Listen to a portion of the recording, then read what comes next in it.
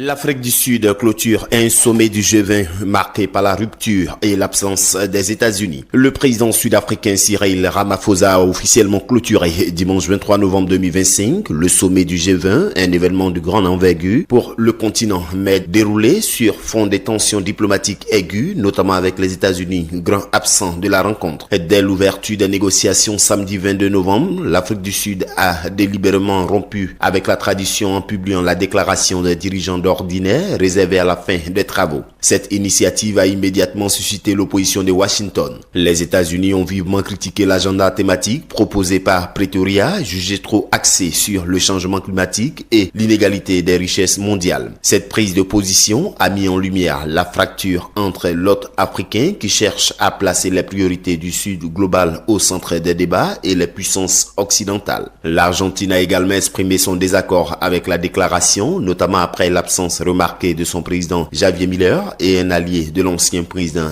américain Donald Trump. Dans son discours de clôture, le président Ramaphosa a insisté sur l'urgence des enjeux mondiaux. On l'écoute. Reconnaissant notre interconnexion en tant que communauté mondiale de nations, nous avons appelé à la fin des conflits et des guerres dans le monde entier et à une paix juste, globale et durable. Ce sommet a eu lieu à un moment crucial alors que les appels se font de plus en plus pressants dans le monde entier pour que des progrès soient accomplis sur les impératifs de notre époque, mettre fin à la pauvreté sous toutes ses formes et dans toutes ses ramifications, réduire les inégalités au sein des pays et entre eux, et prendre des mesures urgentes pour lutter contre le changement climatique. Je dis maintenant que ce marteau est le marteau de ce sommet du G20,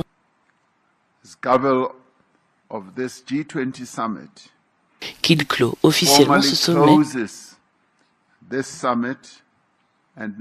et qu'il passe maintenant au prochain président du G20, les États-Unis, où nous nous reverrons l'année prochaine. Le sommet est donc clos.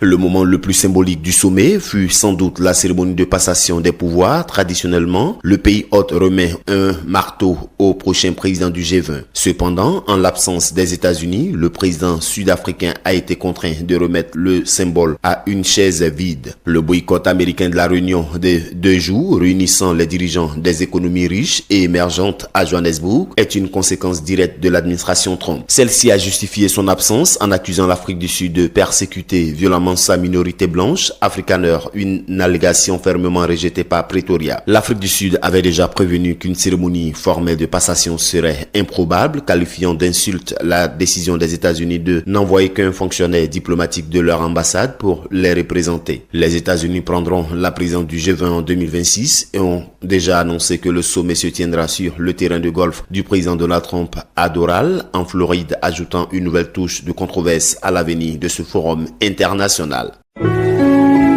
Accra, agence presse, radio et audio.